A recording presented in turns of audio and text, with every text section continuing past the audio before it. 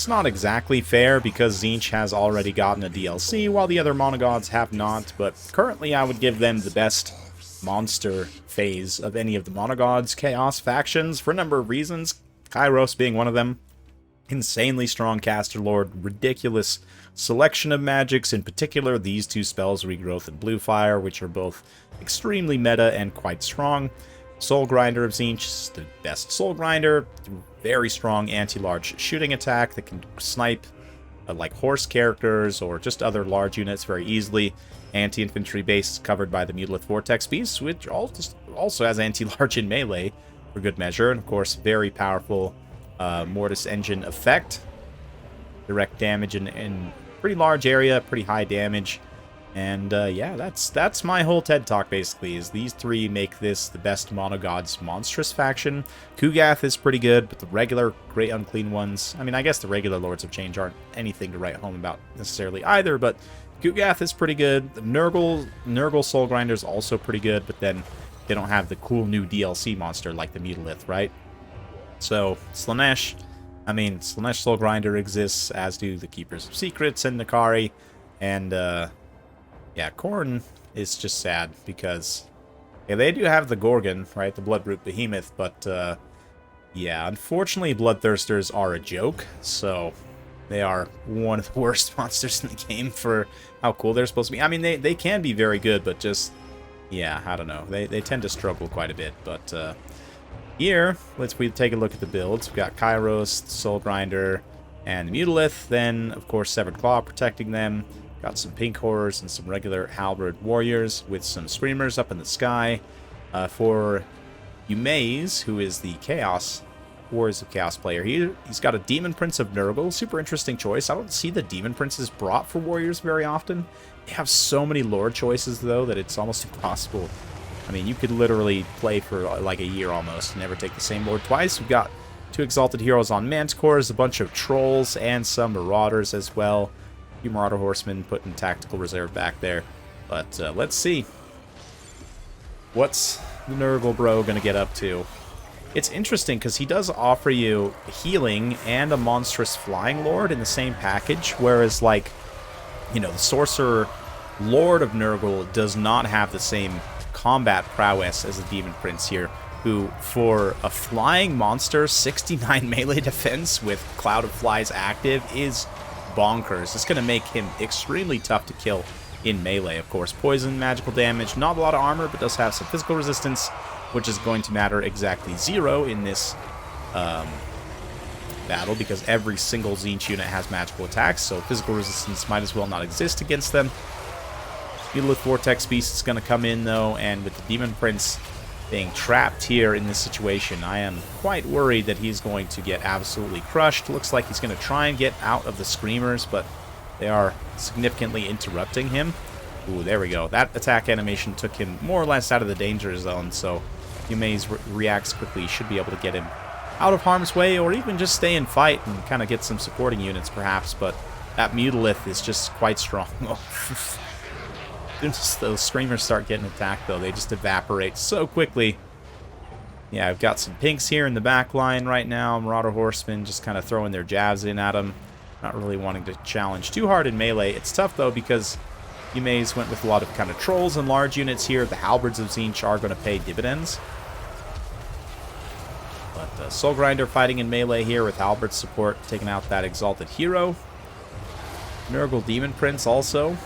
Again, I like the pick a decent amount, but has he taken too much damage already? He does have the capacity to heal himself, of course. But it could be tricky, potentially, for him to try and survive here. Yeah, the Terror's already kicking in for those Armored Trolls. And let's see. Does look like we're going to see a Fleshy Abundance there on the Lord. Keep himself in tip-top shape. Pinks are being shut down. No surprises. This Tzeentch build isn't necessarily wide enough to protect, but yeah, unfortunately this Exalted Hero gets routed off, is effectively dead. You'll see him get sniped here momentarily by the Soul Grinder. And then Demon Prince charges in once again. Halberd Warriors definitely taking a beating in this instance. This other one is doing much better, but There's a lot of warrior stuff left still that can kind of combine to help wear them down. The javelins in particular, decent enough armor piercing on Marauder Horseman javelins that it's dangerous for the Chaos Warriors. Yeah, 7 AP versus 100 armor. So, and even then, like, the non-AP damage is quite high as well. So if the Chaos Warriors don't roll well on their armor rolls, the Tzeentch Warriors will take good damage. I mean, they're going to be taking, what, between 7 to 0 non-AP damage, depending on how their armor roll goes. But with that extra armor piercing damage, it could be fairly solid, especially a little over time. The trolls, though, are going to have, like I said, a pretty bad time with their lack of anti-large, or sorry, their large status versus that anti-large. And largely, Yumeis can do his best in defeating everything else, but as long as Kairos and the Mutalith are alive with like a handful of infantry to support them, which, I mean, the Aspiring Claw haven't taken any HP damage yet, right? So, things are definitely getting interesting. But the Tzeentch Soul Grinder getting worn down also, soloed out by some trolls and the Exalted Hero there. Mutalith trying to continue its reign of terror, and man, look at the damage on those armored trolls as they fight multiple elites who have anti-large of Khorne, Severed Claw, the Mutalith, just shredding them in all sorts of new and inventive ways. Yeah, Marauder Horsemen doing their best. The Halberd Warriors are actually gone. I don't know, maybe the Marauder Horsemen have enough ammunition to come in here and do some substantial damage to the Mutalith itself, but they definitely need to all kind of form up to do so. Try and concentrate their ammunition in such a place. The Soul Grinder, though, there's a victory when it can be taken for the Warriors. Here comes the Nurgle Goon, Demon Prince. Got some good healing in here. Wants to make sure to shut down the Soul Grinder so it can't use its shooting attack. Keep that barrier from regenerating.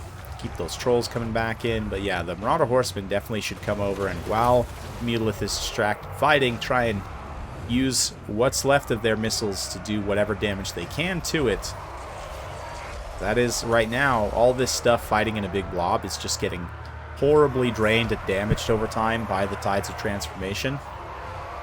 Or sorry, no, this one here. Aura of Mutation. Yeah, you can see how many units it's hitting there.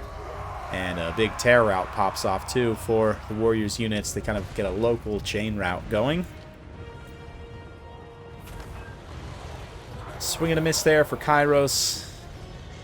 Finds himself in the danger zone, but relatively quickly can escape, only taking barrier damage. Get back to his compadres. And keep the route going. So let's fast forward a little bit as the Warriors continue to have leadership issues. Nurgle Bro eventually does land in that anti-large blob and again regrets his decision. But what else is he going to do? I mean, he paid enough for that expensive flying thing that he definitely wants to try and use it. But you can see here, once the Marauders are able to actually focus reasonably with their javelins, the Mutalith does take pretty substantial damage. And makes me think, you know, if they had been able to maybe save a little bit more of their ammunition throughout the course of the battle, perhaps they could have done enough damage. But of course, with Kairos, the Mutalith Vortex Beast has healing, and it's now up to 115 kills and, yeah, over 3,000 damage value, which is definitely to be expected in a long kind of grinding game like this. Almost 30,000 damage dealt. Probably will cross that threshold by the end of the battle. We'll have to wait and see. But, yeah, with the javelins and throwing axes work undone by Kairos healing the Mutalith, they have no choice but to perhaps start charging into melee in a couple instances where they're starting to run out of ammunition. The Aspiring Claw are also still here, still completely healthy as well, which is obviously a huge problem. Even if the Mutalith Vortex Beast is dealt with at this point, it's unlikely that Yumeis, I think, is going to be able to kill the Aspiring Claw. I don't know, maybe I'm wrong. Maybe if they could somehow finish off everything else first, the Aspiring Claw might just rout. But, well, we'll see here. We're going to get sandwiched between Marauders, multiple units of Trolls, The Lord's coming in, but then here comes the Mutalith Vortex Beast to save the day, rout off all that troll nastiness. Chaos Trolls looking to get to their healing cap, though, which means they have been fairly efficient in soaking damage. This unit, unfortunately, shatters before it can get too close. But this one here, and perhaps this other one over here also, can get up to its healing cap. We'll see. It's definitely effective. Nurgle Bro is also close to his healing cap, so it's been a lot of healing on both sides. But then the barrier is really just the backbreaker. That extra little bit of free healing that you don't have to do anything for, and it just comes to you for not fighting. It's going to just continuously add small amounts of HP to this fight that the warriors really do not need the Tzeentch units to have, right? Like, really quite terrible. But anyway, there it is. Demon Prince charges in for his final go. Kairos is able to finish him off, the Mutalith as well, and it's a fairly ignominious end to what I think is actually a really cool lore choice for warriors. Unfortunately, he ran into a buzzsaw of a build for what Koala Duck had here was like very well tailored to taking him out, unfortunately. And I mean, against Tzeentch, given their massive anti-large component with having like the halberd specialization, I don't know, maybe I'd go with something like Sigvald here. Sigvald Footcaster plus Aecold maybe, just to have a true grind blob. I don't know. Warriors can definitely do some degenerate blobs as well, but credit to Yumeis for not going in that direction. Very cool build, actually. I like the Armored Chaos Trolls, especially if you can afford to give them some chevrons. They have a bit of extra leadership. Unfortunately, the Marauder Horsemen, they got some really great value, but just tactically weren't quite able to finish off that Mutalith Vortex Beast. Not really surprising given the healing from Kairos, but yeah, I mean, these two units carry a significant amount of value of the battle. Soul Grinder Tzeentch is able to do okay. 1,500 value, not too bad. 1,600 for the Aspiring Claws as well. And, yeah, 1,500 also for a basic Chaos Halberd.